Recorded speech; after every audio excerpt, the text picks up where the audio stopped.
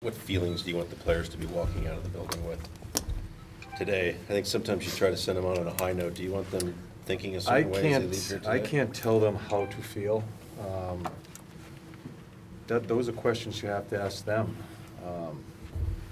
I think when you're in the business,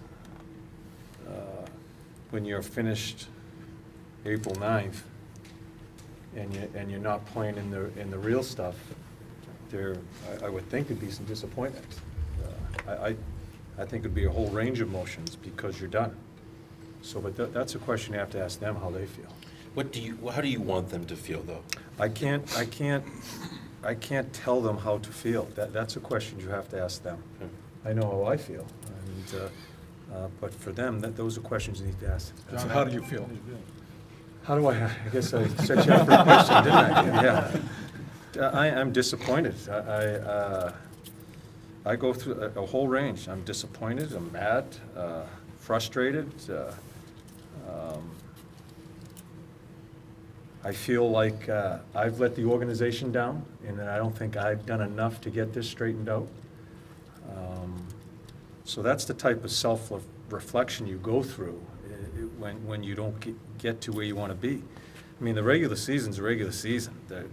Where you make your name, your legacy as a player, as an organization, is in the playoffs, and we're not part of it. So pretty much, if you're not part of it, there's going to be a number of different things running through your head. John, what have you done differently as a coach, now looking back, coming in, and you say you're disappointed in yourself even, what do you think you would have done differently as a coach? Well, it's not so much doing differently. I don't think I did a good enough job. I think there are four major points with our team, quite honestly. I don't think our structure was disciplined enough in playing away from the puck, where I think we're 29th in goals against. So that comes to structure. That falls on my shoulders.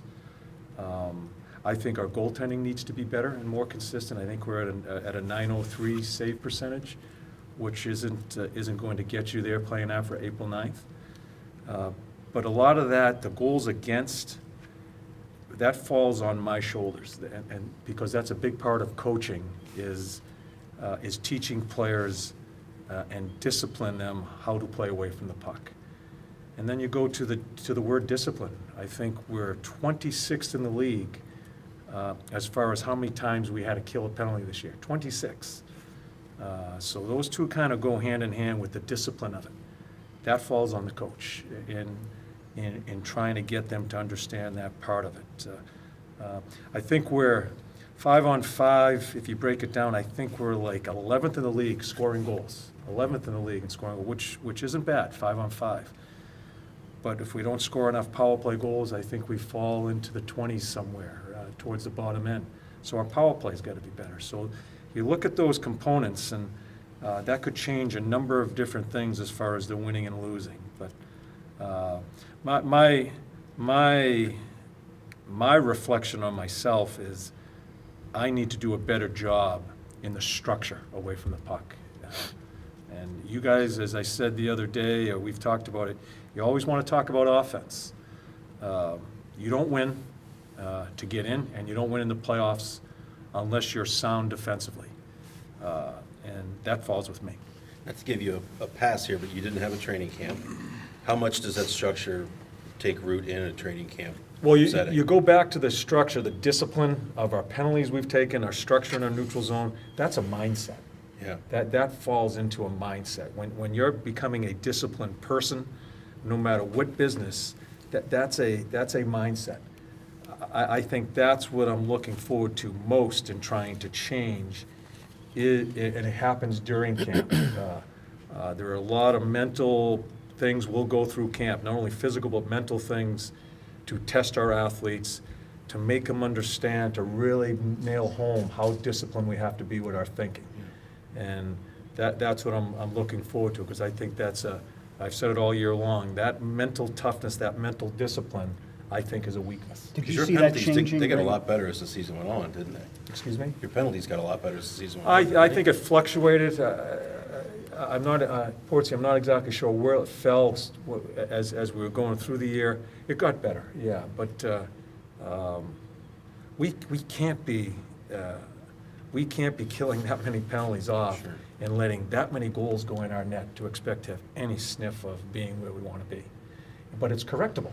It is Yeah. correctable, and that's correctable without even changing bodies within this team. Right.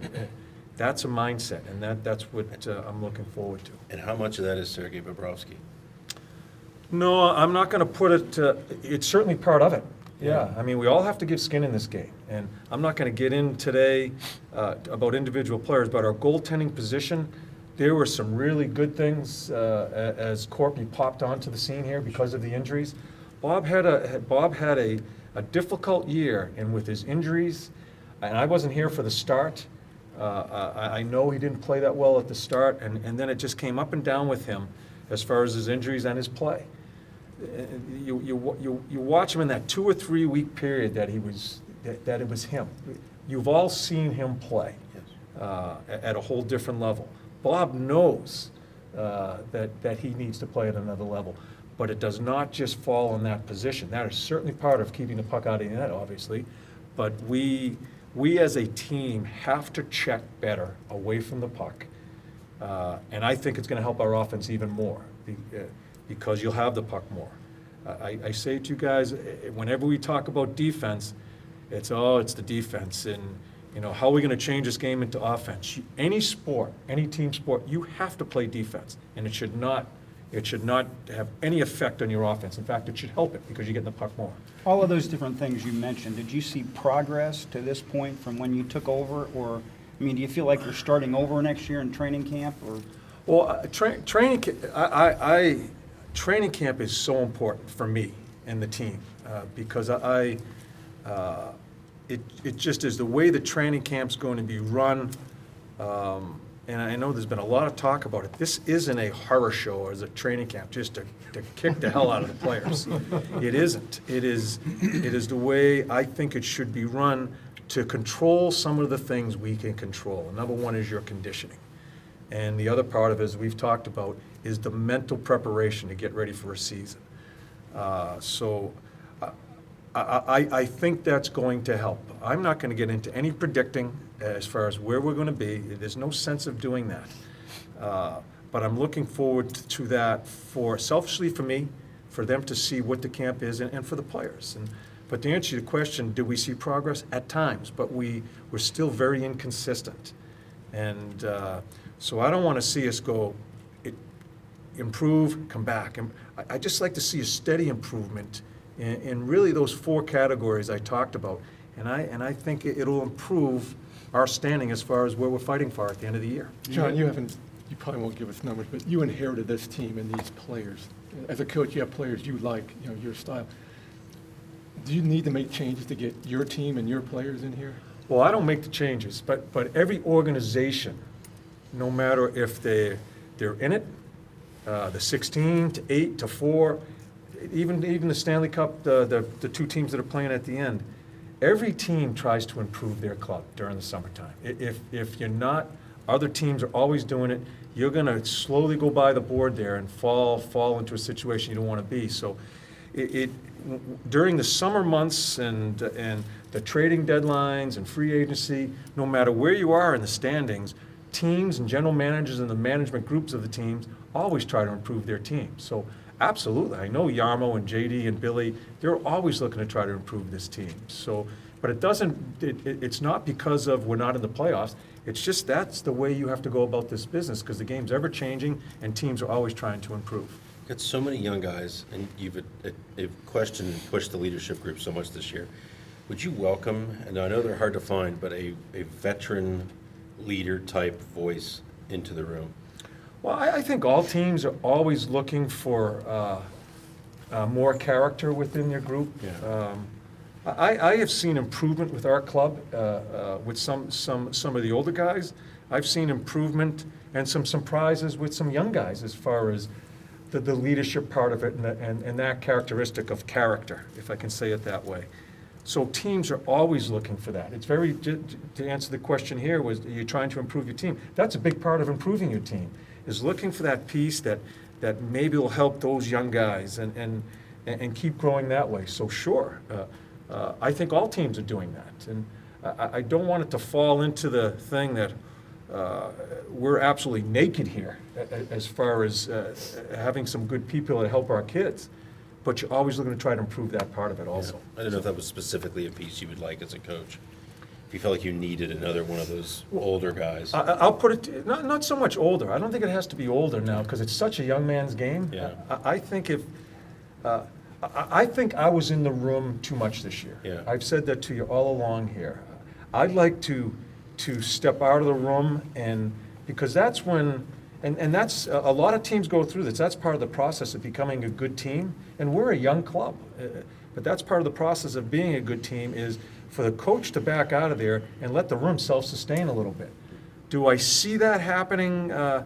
I've seen improvements there. I still see inconsistency there. So you're always looking for other pieces to try to help that and go about your business that way. Some of the players were talking about the start, well-documented start, and even used the word fragile at that time. When you got in here, did you realize, man, this group's gonna have to get tougher?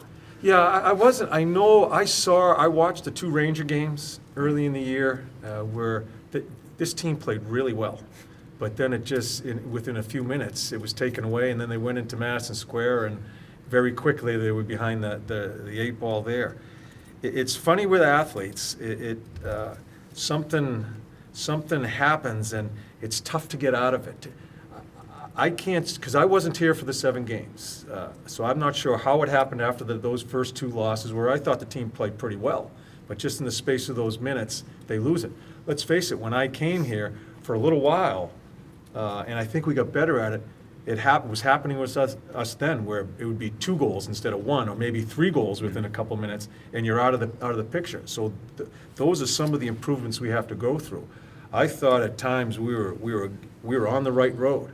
And I do think we're on the right road there, but we're still inconsistent. And so that's part of it, and it comes down to the mental part of the game. That is, we need to try to fix that, to handle some adversity.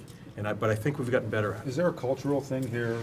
You've been in the city for several months now. This is not a city that's had a winning hockey team in 15 years, Yes. really. Is there a cultural thing that the players need to make sure they don't fall into the trap of, there's not a lot of, you know? That's a great question, because I think you can, when you're playing and you're still not there and you haven't been there for a number of years, you can fall into some habits and settle in. And it's not, it's kind of subconscious. It's not saying, okay, this is the way it's going to be. This is just the way we're going to play. This is the way I'm going to. You kind of lose your edge a little bit, and because you've been around it a little bit, and subconsciously you kind of give in. That's something, all the questions I'm answering, it has a lot to do with the mental part of it. That's something, I think we made strides in that part of it, in putting pressure on ourselves to be better in certain situations. Did we succeed all the time? No. No. Did we succeed enough? No. We wouldn't be talking today on April 11th, if that's today's date? It is. Yes. So, yeah, so that, and you don't even know you're doing it sometimes as an athlete, that you just kind of settle in. You settle in, and you don't have an edge, and you don't have your bite as far as trying to be better each and every day, you can get into a little bit of that mediocre play, and that's something you have to fight when you haven't been there. Well, And we talk about this. History can, like, look in Detroit, 25 years. History can raise you up, maybe when you're not as good. Yeah. But can history drag you down when you're Sure not as you bad can. as you end up playing? If you're in it and you feel it, and it may not because you're not, there are so many different ways of winning and losing in our league, and it may not because you're playing poorly, or you may be playing well, but you haven't found your way to win those games in those few minutes like I've talked about. And you can learn to stay there, where when you're winning, you can learn to win and know you always want to be there. Yeah, so it works both ways there. And I think our guys, going to the first question, how do they feel? I would have to think that they don't, whatever they're feeling, it can't be good. So I wouldn't think they'd want to have this feeling much longer. to go keep doing this next year or whatever it may be. Again, I'm not predicting, but they can't, because they're proud athletes. We've got some good people here. They're proud athletes. They don't want to be here. And so maybe as they go through the summer, they'll be thinking about that. John, What's you your said offseason early- gonna be like? Early last year, you talked about the expectations being something new for this team that they hadn't had to deal with, and that had an impact on the way they started. Yeah. So where will you set the expectations for next year in The- terms of? I am not, there's no sense of a coach talking about expectations. At least this coach, I'm going to go day by day.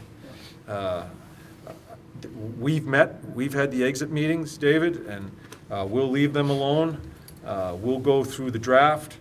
I already have, because heaven forbid, you can't talk to them that much during the summer or go see them and all these rules here. And I already have my letter that I send out every year explaining to them what to expect when we like them back in for our camp.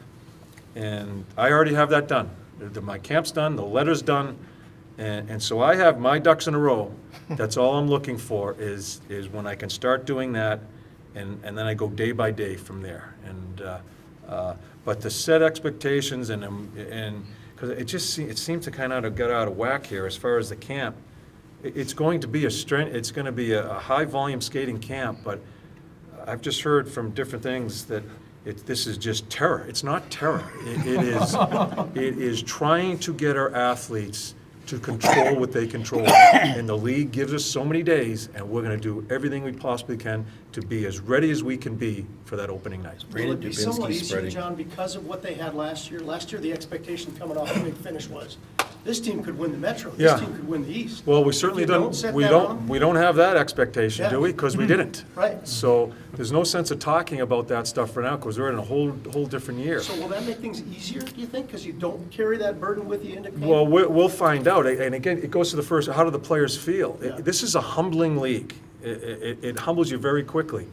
We should be a humbled group here. There is no question we should be a humbled group, and I believe we are. Because again, I think our guys are good people. And this game, the game of hockey, we have such great athletes in it. You can get mad at them at times during the year, but we have good people in the game. They're smart people. I believe the group is humbled, and it'll be their first camp. I think that helps, at least with a new coaching staff. So there's a little anticipation there, and so maybe that helps us. But my whole being is getting the opportunity to send the letter, get the camp ready to go, and then get ready each day in that camp to get ready for our opening night. Because that's when the scrutiny is on. We need to have the proper start. We need to have a disciplined, strongly mental start, and go day by day then. Tougher job than you even thought coming in. I mean, you seem so energized because to me, this is the toughest task you've ever had in this game. No, I wouldn't. I No? didn't know what to expect coming in.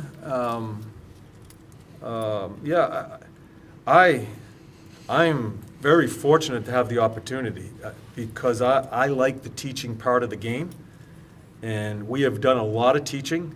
And as I said earlier, I don't think I have taught well enough the consistency of it and the discipline of it and the structure. I'm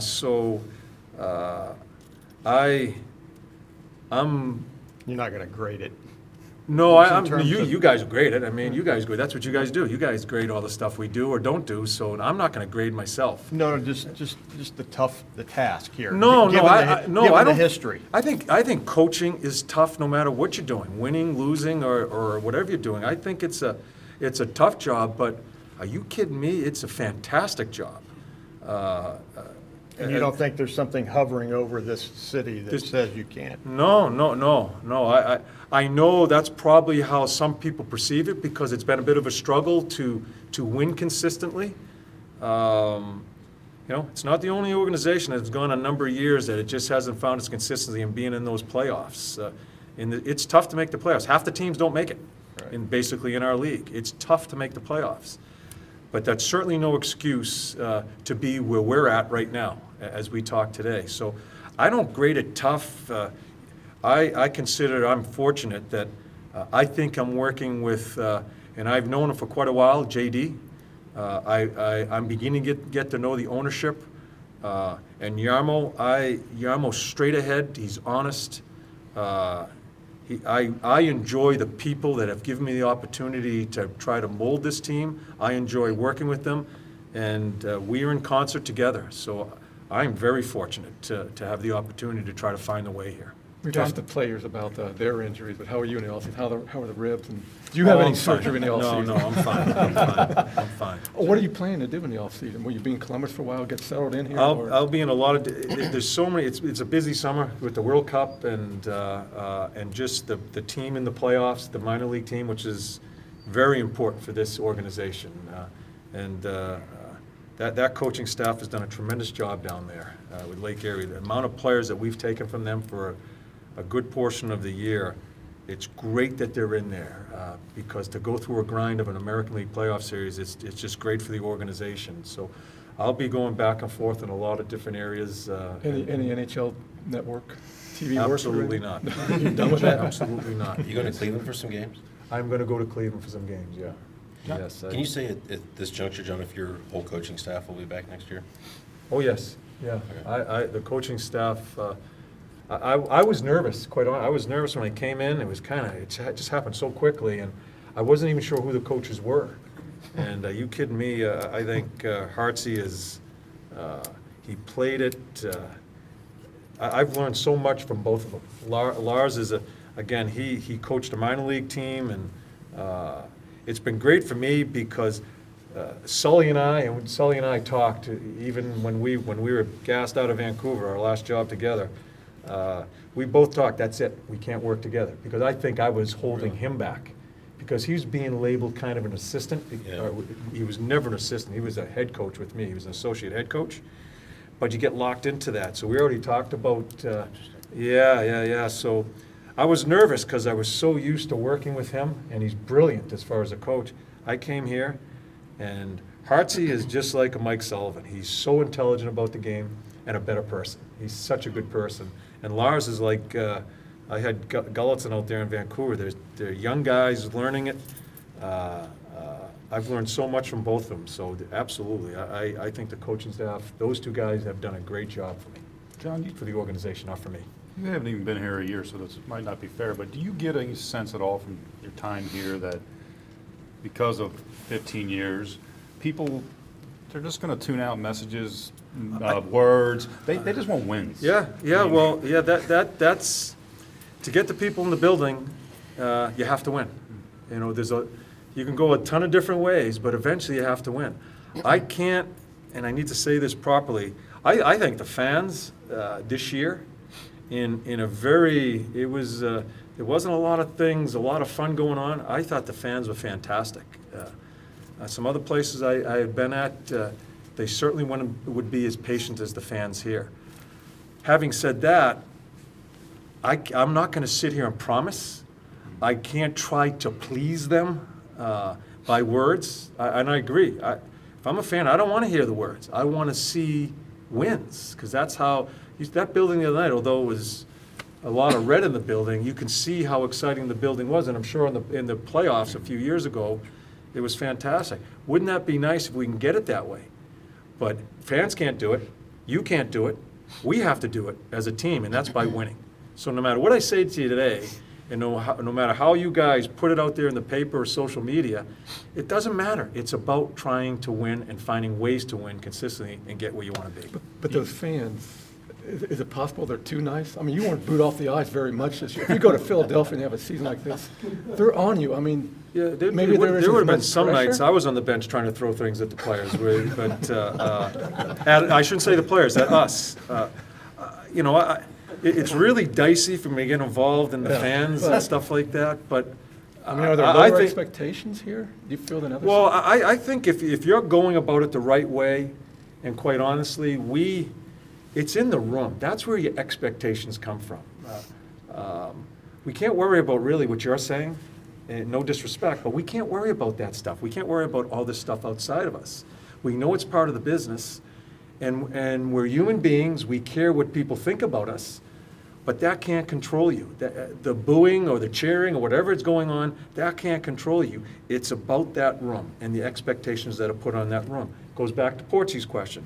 The people, the character, the mental part of the room. Is that room self-sustained? That's when you get to a situation where you have a pretty good chance of winning consistently here, when the right expectations are put on one another in that locker room. That is the most important part of our game, is what's going on in that locker room to one another. Are you holding one another accountable? Are you helping that kid in certain situations? That's the most important thing, nothing else. That'll transform onto the ice. Do you feel personal excitement that if you could just break through, this town would explode over Oh, it? God, Do yeah. you feel like this is a great opportunity for you as a coach? Yeah, it's a fantastic, I mean, listen, this is another kick at the can for me, and I've said it, and I know Richie's a really good coach, and he's going to get another opportunity. To have an opportunity to come in, and I've been in the business a long time, where so many coaches out there that have not been given one opportunity, that are dying in, and for me to be talked to and given the chance to try to help this team, I couldn't be happier. But to do it in a market that has never really tasted. Yeah, you know what, Playoff hockey, really. we live this, it's very similar to Tampa, when I was in Tampa there, and now that's a hockey market right now in Tampa. We're fortunate enough, the players developed the proper way, the management team did a great job of bringing in some really good players, outstanding goaltending with Habby Bolin at that time. We ended up winning a Stanley Cup. We didn't even know what the hell we were doing, because we were so young and just went about our business. I've seen some games this year where this building's filled. It's a fantastic place to play. I just want it to be us. I want it to be our fans. But you just can't say that. You got to do your work. We have to do our work, not you guys. The team, the coaching staff, and management team have to get our work done the proper way to build this properly and win. So you can have all the promotions you want, but eventually you have to win. And that's our goal. And I am fortunate enough right now to have that opportunity to try to help out. At some point this year, you guys were 10-14, shortly after you got here. Do you remember thinking this can work, or we can still salvage this season? Or do you remember Yes. a point where you said, okay, this isn't going to fly? No, I felt, and that's my biggest disappointment, and again, that falls on me. I thought, because there are some good pieces here. It is my job to mold those pieces into a team concept, into a structured team concept. I did not do a good enough job. I thought we showed signs of it, but we did not do a good enough job, and that falls on me. That's a huge part of winning, is playing under a strong team concept. And I go back to it. Our lack of discipline with the amount of penalties we took, and our inconsistent structure away from the puck, to be 29th in the league as far as goals against, you have no chance. And that's the biggest part of the coach's responsibility, is play away from the puck and the discipline and mindset of that. So I thought we were getting there, Portsy, but we were way too inconsistent, and that's where I've got to look at myself as we go through these months, and it's months before the camp starts, to do a better job of that. How do Bobrovsky and Korpisalo come to camp next year? And what, I hope in shape. yes, Yes, I'm not sure where you're going well, with in that. terms of the job. They will be in shape. In terms of the job. Oh, Is this up? Bob's our number one goalie. Yeah, I mean, Bob showed flashes in that third period, in that Chicago. He made some saves. But if you want to win, and you want to do, it's not just, see, I'd like to take it to another step. It's not just getting in the playoffs, it's doing something in the playoffs. Nowadays, that goaltending tandem, I think when I was in, you play, that starter plays 60, 62. I think that, maybe even a little less than that right now. That other guy has to give you 20, 25 games and win. Yeah, 10, 12 wins. Yeah, well, when we won in Tampa, I remember the number, Johnny Graham, who drove me crazy. He drove me crazy because he was such a wingnut. But he won 18 games that year, I think, in his starts, and played really well. And we ended up winning the conference, winning the whole thing. And it's funny, we go to 2 Game 7s in the against Philly and then against Calgary for the Stanley Cup, and Game 7s were our building. And I think that's when home ice is so important, are those Game 7s. We did it because of our backup goalie, quite honestly, because he won so many games. So that position is, I'm encouraged by, obviously, by Corpy, and even Forsberg, what he showed us. Corpy kind of ran with it more than he did, so Corpy stayed. But Bob,